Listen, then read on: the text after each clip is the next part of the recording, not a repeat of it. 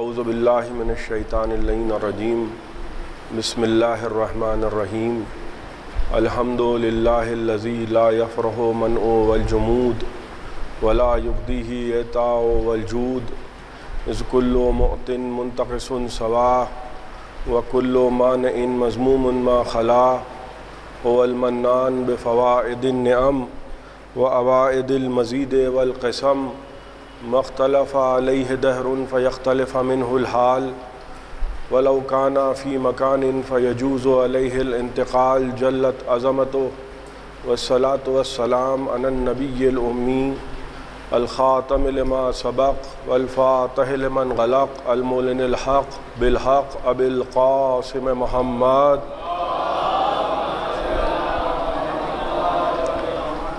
الصلاة والسلام علی اہل بیتہ الطیبین الطاہرین المعصومین المظلومین الذین اذہب اللہ عنہم الرجس وطہرہم تطہیرا. صلوات پڑھیں. اما بعد فقد قال سبحانہ وتعالی فی محکم کتابہ المجید ومتقن خطابہ الحمید وقولہ الحق بسم اللہ الرحمن الرحیم ان اللہ اصطفى آدم ونوحا وآل ابراہیم وآل عمران علی العالمین. ایک صلوات پڑھ دیں محمد وآل محمد. حضرات، اس عشرے کے بانی علامہ میر حامد حسین موسوی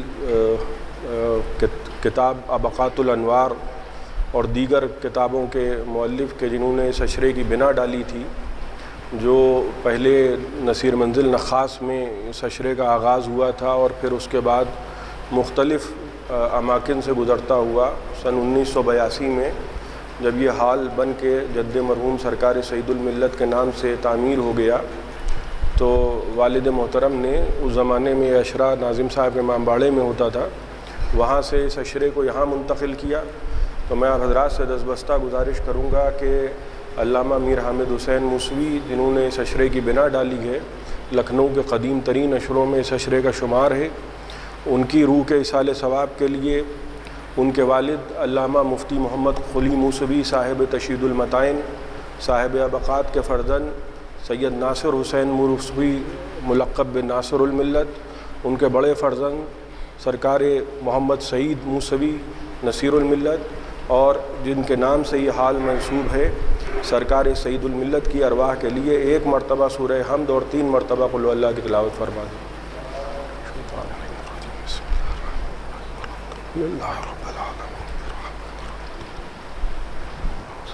ایک صلوات عنایت کر دیں محمد وآلہ.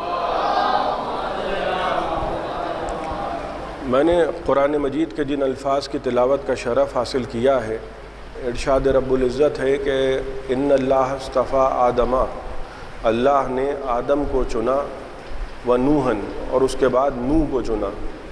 اللہ نے آدم کو چنا، نوح کو چنا. پھر قرآن کی آیت کہہ رہی ہے وآل ابراہیم وآل عمران علی العالمین.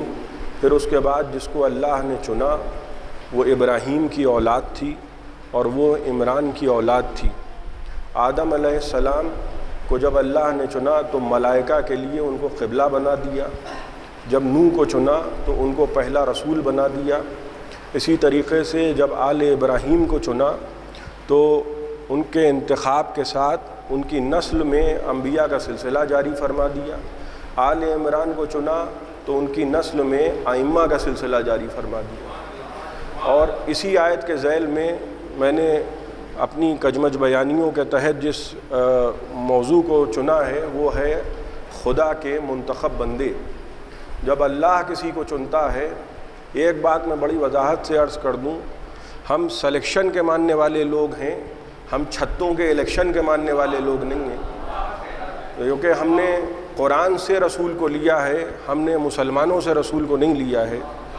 اور ہم جب قرآن پڑھتے ہیں تو ہم یہ دیکھتے ہیں کہ ابتدائے قرآن یہاں سے ہو رہی ہے کہ یاد کرو وہ دن کہ جب ہم نے ملائکہ سے کہا کہ اس کو سجدہ کرو، اور اس لیے سجدہ کرو بما خلقت بیدیہ، اس لیے سجدہ کرو کہ اس کو ہم نے اپنے ہاتھ سے بنایا ہے. تو اللہ نے قبل تخلیق کائنات کسی کو منتخب کیا، لوگوں کو بعد میں پیدا کیا، تاکہ کوئی بقرات بعد میں یہ نہ کہہ پائے کہ وہاں آدم بن رہے تھے، یہاں سے انبا حضور کا مشورہ جا رہا تھا۔ اللہ نے منتخب کیا۔ اسی طریقے سے جناب نوح علیہ السلام سے ان کو استفا کیا۔ قرآن اعلان کر رہا ہے، جناب موسیٰ علیہ السلام طور کی بلندی پہ بلائے گئے تو کہا کہ فانا اخترتک، اے موسیٰ ہم نے تم کو چن لیا۔ اب اس چننے میں قوم کی رائے کی اہمیت نہیں ہے، لوگوں کی رائے کی اہمیت نہیں ہے، جوہلا کی رائے کی ضرورت نہیں ہے۔ اللہ چنتا جاتا ہے، منتخب کرتا جاتا ہے، اور یہی اس کا طریقہ ہے۔ جیسے آپ کو عزا کے لیے منتخب کیا، آپ غور فرما رہے ہیں، آپ جو ہیں وہ اس طبقے سے تعلق رکھتے ہیں کہ جس کو اللہ نے منتخب کیا ہے۔ آپ یہاں جو بیٹھے ہیں یہ اس دعا کا صدقہ ہے کہ جو جناب سیدہ نے مانگی تھی کہ پروردگار میرے لال پر روئے گا کون، ورنہ آپ یقین جانیے یہ کام ہمارا آپ کا نہیں ہے، اور نہ یہ ہمارے آپ کے بس کی بات ہے، نہ کہ ہم عزاداری کریں۔ عزاداری وہ عمل ہے، برادران اہل سنت کہتے ہیں کہ عزاداری نبی سے ثابت نہیں ہے۔ فرد ہو تو اسے نبی کہتے ہیں، اور جب جمع ہو جائے تو اس کو انبیاء کہتے ہیں۔ نوجوانوں کے لیے میں خاص طور سے مجلس خطاب کرتا ہوں، بزرگ مجھ سے بہتر جانتے ہیں، انبیاء علیہم السلام سے اللہ نے عزاداری کروائی ہے۔ بہار الانوار کی روایتیں گواہی دے رہی ہیں کہ جناب آدم علیہ السلام کو اللہ نے سرزمین کربلا سے گزارا۔ ذرا سی تمہیدی گفتگو ہے آج کی حد تک، جس کو اللہ نے چنا اس کو سرزمین کربلا سے گزارا۔ کربلا کی زمین پہ جب جناب آدم علیہ السلام پہنچے تو جناب آدم علیہ السلام کے پیر میں ٹھوکر لگی۔ علامہ مجلسی بہار الانوار میں لکھ رہے ہیں کہ جب پاؤں میں ٹھوکر لگی تو آدم علیہ السلام کا خون کربلا کی زمین پہ بہا۔ آپ غور فرما رہے ہیں، اسی لیے تو زیارتوں میں آپ پڑھتے ہیں وارث آدم تم پر سلام۔ یہ خون بہا ہے آدم علیہ السلام کا کربلا کی زمین پر۔ جیسے ہی خون بہا آدم علیہ السلام کہنے لگے پروردگار حل حدث من ذنب، اے پروردگار کیا مجھ سے کوئی گناہ ہو گیا؟ ایک مرتبہ جبرائیل نازل ہوئے اور کہنے لگے آدم تم سے کوئی گناہ نہیں ہوا، یہ وہ زمین ہے کہ جہاں آخری نبی کا نواسہ قتل ہوگا۔ کہا کیا نام ہے؟ کہا حسین ابن علی، وہ قتل ہوں گے اس زمین پر۔ خدا چاہتا ہے کہ تم اس زمین پر گریہ کرو اور اس زمین پر آنسو بہاؤ، اور خدا نے یہ انتظام کیا کہ تمہارا خون اس زمین پر بہے، تم سے کوئی خطا نہیں ہوئی ہے۔ اللہ نے آدم سے گریہ کروایا سرزمین کربلا پر، اور اس کے بعد کہا کہ دیکھو صرف گریہ نہ کرنا، دیکھیے دونوں چیزیں ساتھ ساتھ چلتی ہیں، صرف گریہ نہ کرنا بلکہ اس کے قاتل پر لعنت بھی کرتے جانا۔ اور فرما رہے ہیں آپ، یہ نہیں ہے کہ صرف حسین کو رونا ہے بلکہ یزید پہ لعنت کر کے بتانا ہے کہ ہم تولائی بھی ہیں اور تبرائی بھی ہیں۔ اور فرما رہے ہیں جناب نوح علیہ السلام اسی طریقے سے جب جناب نوح علیہ السلام نے سفینہ بنایا، خدا کی قسم کیا عظیم الشان سفینہ بنا تھا۔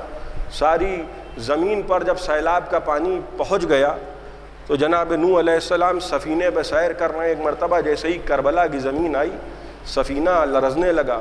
جناب نوح خاف علیہ الغرق، روایتوں میں لکھا ہے کہ جناب نوح علیہ السلام گھبرائے کہ کہیں ایسا نہ ہو کہ سفینہ ڈوب جائے۔ دست دعا بلند کیے، کہا پروردگار ساری دنیا میں اسی سفینے سے تیری مرضی سے سفینہ بنایا ہے، اپنی اصحاب کی مرضی سے سفینہ نہیں بنایا ہے۔ پروردگار یہ کیسی زمین ہے، ساری دنیا میں گیا کہیں سفینے میں کوئی حرکت نہیں ہوئی، یہ ایسی زمین ہے کہ میں ڈر رہا ہوں کہ کہیں سفینہ ڈوب نہ جائے۔ ایک مرتبہ جبرائیل نازل ہوئے، کہے نوح گھبراؤ نہیں، جو اللہ کے بنائے ہوئے ہوتے ہیں وہ ڈوبا نہیں کرتے۔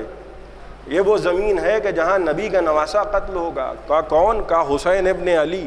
اے نوح ایک کام کرتے جاؤ، حسین پر گریہ کرتے جاؤ اور یزید پہ لعنت کرتے جاؤ۔ یہ سلسلہ ساتھ ساتھ ہے۔ دیکھیے عزاداری کہاں سے چلی آ رہی ہے اور آج آپ کیا کر رہے ہیں؟ آپ وہ عمل کر رہے ہیں جو اللہ نے انبیاء سے کروایا ہے۔ اور بنا رہے ہیں کہا ماتم ان پر گریہ کرتے جاؤ اور یزید پہ لعنت کرتے جاؤ۔ جناب ابراہیم علیہ السلام گھوڑے پہ سوار ہو کے جیسے ہی سرزمین کربلا سے پہنچے، ایک مرتبہ گھوڑے کو پاؤں میں ٹھوکر لگی، جناب ابراہیم علیہ السلام گھوڑے سے گرے، اور گرے تو سر میں چوٹ آئی اور خون بہا سرزمین کربلا میں۔ ابراہیم علیہ السلام کا خون، دیکھیے وراثت بار بار زیارتوں میں ہم پڑھتے ہیں وارث ابراہیم تم پر سلام۔ اسی لیے تو حسین کہہ رہے تھے کہ مجھ جیسا اس جیسے کی بیعت نہیں کر سکتا۔ ذرا شجروں پہ نظر رہے، سلسلوں پہ نظر رہے، اور فرما رہے ہیں آپ جناب ابراہیم علیہ السلام کے سر میں چوٹ آئی، خون بہا، جبرائیل نازل ہوئے، کہا ابراہیم تم سے کوئی گناہ نہیں ہوا، کوئی خطا نہیں ہوئی، کوئی ترک اولا نہیں ہوا، یہ وہ زمین ہے کہ جہاں آخری نبی کا نواسہ قتل ہوگا، خدا چاہتا ہے کہ حسین پہ گریہ کرتے جاؤ اور حسین کے قاتل پہ لعنت کرتے جاؤ۔ جناب اسماعیل علیہ السلام کے مویشی تھے جن کو ایک چرواہا چراتا تھا، چراتے چراتے فرات کے کنارے پہنچا، ایک روز جناب اسماعیل سے کہا کہ فلاں دن سے مویشیوں نے فرات کا پانی پینا بند کر دیا ہے۔ جناب ابراہیم علیہ السلام، جناب اسماعیل نے کہا پروردگار یہ کیا ماجرا ہے کہ میرے مویشی فرات سے کل تک تو پانی پی رہے تھے، آج ایسا کیا ہوا کہ پانی پینا بند کر دیا؟ ایک مرتبہ جبرائیل نازل ہوئے، کہ یہ وہ دن ہے جب حسین پر پانی بند کر دیا جائے گا۔ خدا چاہتا ہے کہ تم حسین پر ماتم کرتے جاؤ اور حسین کے قاتل پر لعنت کرتے جاؤ۔ 1,23,999 انبیاء سے میں شمول آخری رسول اللہ نے عزاداری کروائی ہے، گریہ بھی ثابت ہے اور یزید پر لعنت بھی ثابت ہے۔ اور فرما رہے ہیں آپ اسی طریقے سے جناب سلیمان علیہ السلام بساط پر ساری دنیا میں گئے، لیکن جیسے ہی سرزمین کربلا پہ پہنچے ایک مرتبہ بساط میں حرکت ہوئی، دست دعا بلند کیے، کہا پروردگار ایسا نہ ہو کہ بساط الٹ جائے۔ ایک مرتبہ جبرائیل کو نازل کیا گیا، کہا یہ وہ زمین ہے کہ جہاں آخری نبی کا نواسہ قتل ہوگا، ایک کام کرتے جاؤ یہاں حسین کا ماتم کرتے جاؤ، یزید پہ لعنت کرتے جاؤ۔ اسی طریقے سے جناب عیسیٰ علیہ السلام گزر رہے ہیں سرزمین کربلا سے، ایک شیر نے راستہ روک لیا۔ دیکھیے حیوان انبیاء کو پہچانتے ہیں، شیر کا راستہ روکنا جناب عیسیٰ علیہ السلام کے لیے ایک حیران کن عمل تھا۔ ایک مرتبہ دست دعا بلند کیا، کہا پروردگار یہ کیسا جانور ہے کہ جو میرا راستہ روک رہا ہے؟ شیر کہہ رہا ہے فصیح زبان میں کہ جانے نہیں دوں گا، ان پر ماتم کرتے جائیے، اس پر لعنت کرتے جائیے۔ اور فرما رہے ہیں 1,23,000 آج جو کام ہم اور آپ کر رہے ہیں، انصاف سے بتائیے کیا یہ کام ہمارے بس کا ہے؟ اللہ نے ہم کو منتخب کر لیا، یہ کام ہم وہ کر رہے ہیں جو اللہ نے انبیاء سے کروایا ہے۔ اور فرما رہے ہیں 1,23,999 انبیاء سے خدا نے عزاداری کروائی ہے، گویا ہم جو یہاں جمع ہوئے ہیں ہم اس سیرت کو انجام دے رہے ہیں جو انبیاء کر چکے۔ خدا نے 1,23,000 انبیاء کو سامع بنایا، خود ذکر حسین کرتا رہا، اور اسی طریقے سے یہ سلسلہ جاری و ساری رہا، یہاں تک کہ آخری رسول کا بھی زمانہ آیا۔ گریہ، عزاداری، رونا، ایک طبقہ ایسا ہے کہ جو اس بات پہ بھی تمسخر کرتا ہے کہ صاحب رونے سے کیا فائدہ، رونے سے فائدہ کیا ہے؟ یہ بھی ایک بڑا اہم سوال ہے کہ رونے سے فائدہ کیا ہے۔ ہم تو حسین کی شہادت پہ گریہ کر رہے ہیں۔ جناب یعقوب علیہ السلام الباقون 5 رونے والے ہیں، تاریخیں بیان کر رہی ہیں، اس میں سے ایک اللہ کا ایسا نبی ہے کہ جو 40-80 برس روئے ہیں جناب یعقوب۔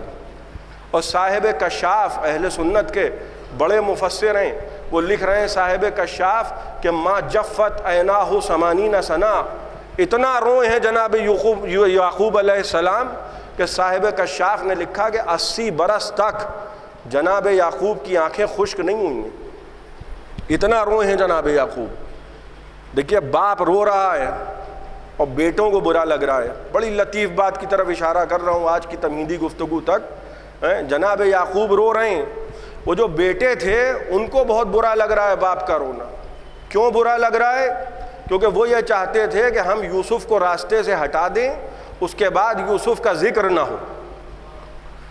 باپ نے کیا کیا؟ جیسے ہی انہوں نے یوسف کے مارے جانے کی خبر دی، قرآن کہہ رہا ہے کہ جناب یعقوب نے چہرہ پھیرا اور کہنے لگے واہ اسفا علی یوسف، اور اب جو رونا شروع کیا ہے تو صاحب تفسیر خازن نے لکھا کہ یوسف سے بچھڑنے سے لے کر یوسف سے ملاقات تک روتے رہے ہیں، اور اتنا روئے کہ بیٹوں کو وہ رونا کھلنے لگا۔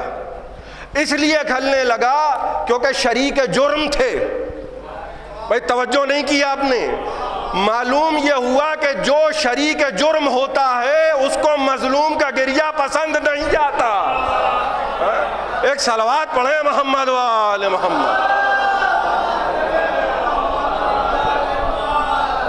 جو شریک جرم ہوتا ہے،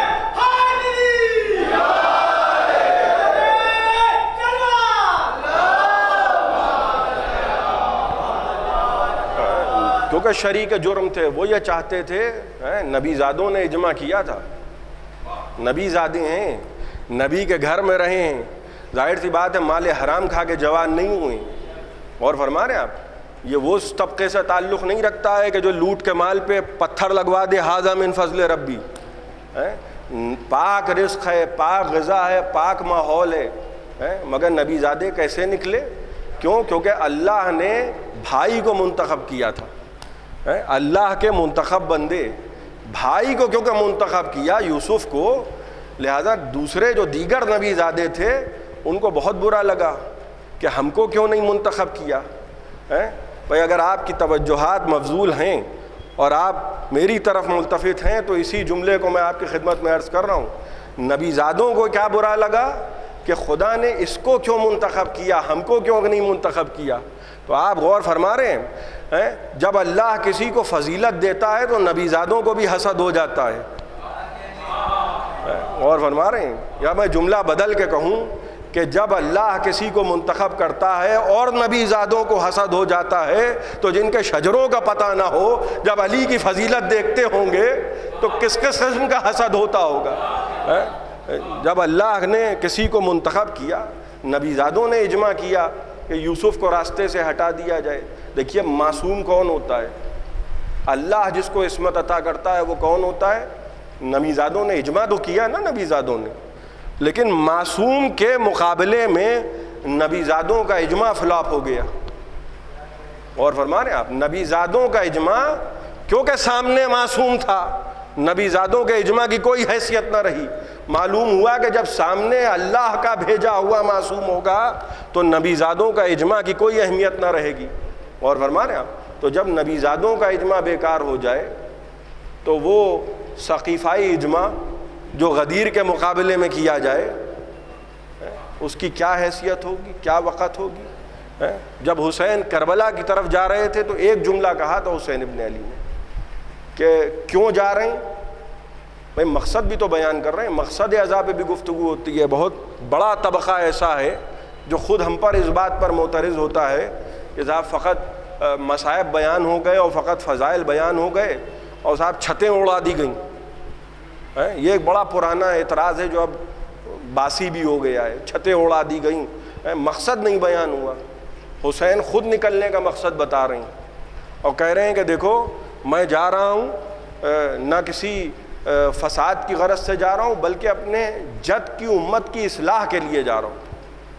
اور فرما رہے ہیں آپ، میں اپنے جد کی امت کی اصلاح کے لیے جا رہا ہوں۔ دیکھیے لوگ نمازیں پڑھ رہے تھے، لوگ روزے رکھ رہے تھے، لوگ حج کر رہے تھے، اور فرما رہے ہیں آپ یہ سارے کام ہو رہے تھے۔ یعنی اس زمانے کی جو حکومت تھی بنی امیہ کی حکومت، وہاں مسجدیں آباد تھیں، ایسا نہیں ہے کہ مسجدیں ویران تھیں۔ وہ تو یزید شراب پی رہا تھا لیکن مسجدیں آباد تھیں۔ محراب پر یہ اور بات ہے کہ کوئی جھوم کے پی کے پڑھا رہا تھا مگر پڑھا رہا تھا۔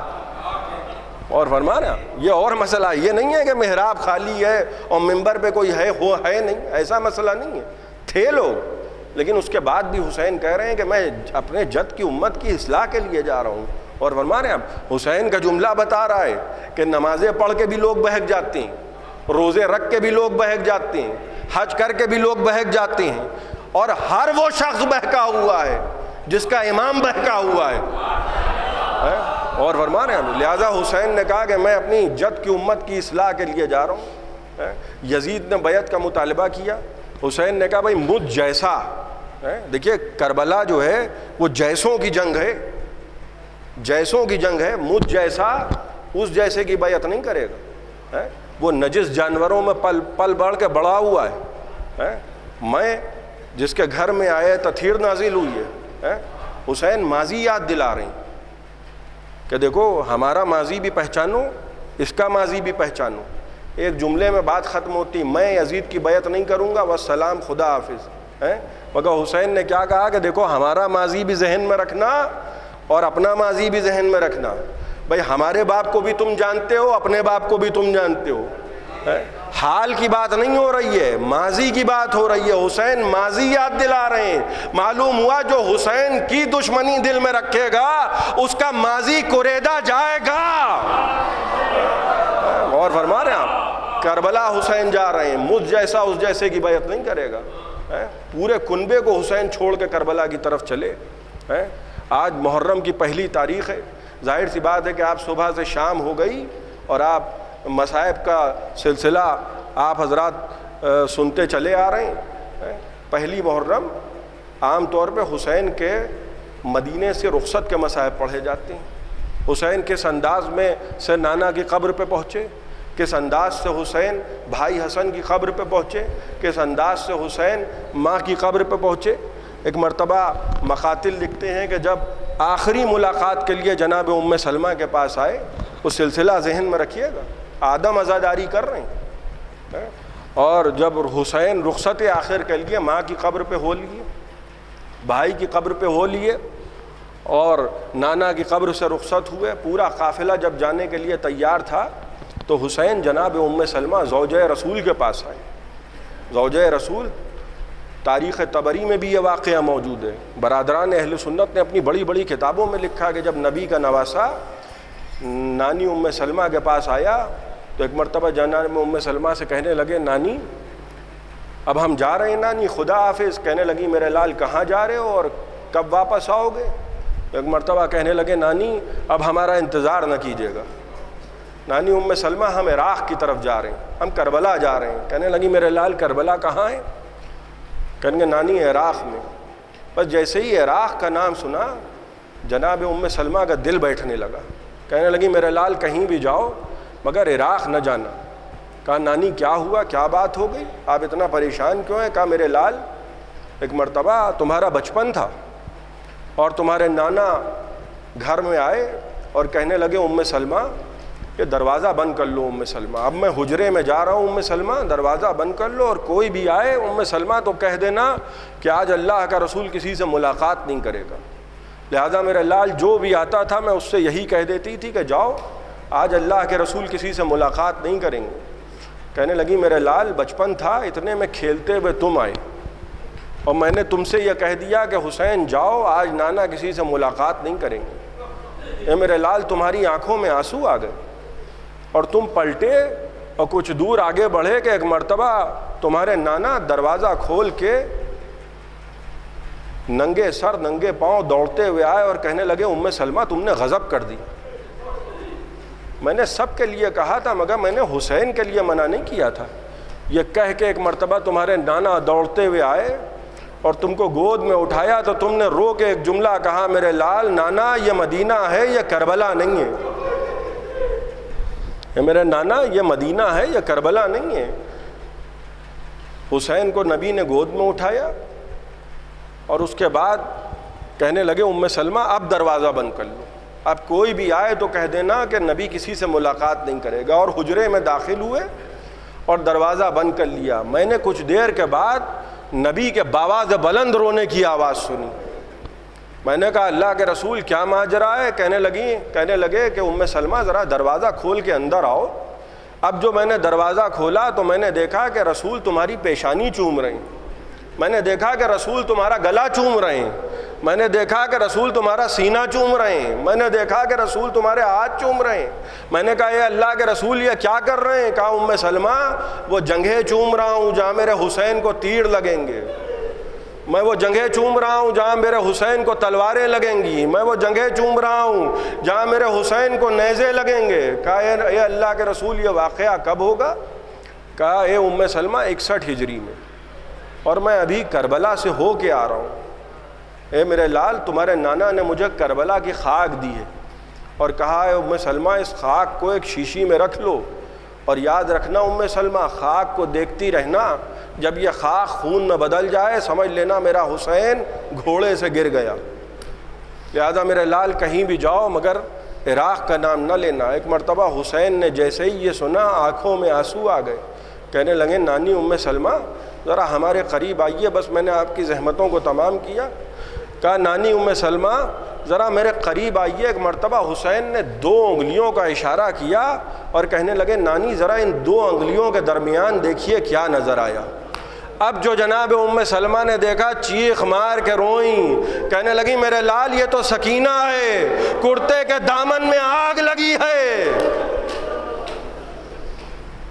اور کربلا کے میدان میں پکارتی بھی پھر رہی ہے کوئی ہے میری مدد کرنے والا۔ ایک مرتبہ کہنے لگے نانی ام سلمہ اب دوبارہ دیکھیے۔ اب جو جناب ام سلمہ نے دوبارہ دیکھا تو کہنے لگی میرے لال میں پہچان نہیں پا رہی ہوں، کوئی غریب ہے، کوئی بے کس و مظلوم ہے جو سر سے پاؤں تک زخموں میں چور ہے اور ہاتھ میں کچھ لیے ہوئے کھڑا ہے۔ کہا نانی ذرا غور سے دیکھیے یہ کون ہے؟ اب جو دیکھا جناب ام سلمہ بے ہوش ہو گئیں۔ حسین نے پانی ڈالا، اب جو غش سے افاقہ ہوا کہا نانی کیا دیکھا؟ کہا میرے لال یہ تو تم ہو، سر سے پاؤں تک زخموں میں چور ہو اور یہ ہاتھ میں علی اصغر کو کیوں لیے کھڑے ہو؟ کہا نانی اب ہمارا انتظار نہ کرنا، ہم کربلا کی طرف جا رہے ہیں، سر سے پاؤں میں چور ہوں گے، ہاتھوں پہ علی اصغر ہوں گے۔ اے نانی ام سلمہ سیعلم الذین ظلموا ای منقلب ینقلبون انا للہ و انا الیہ راجعون۔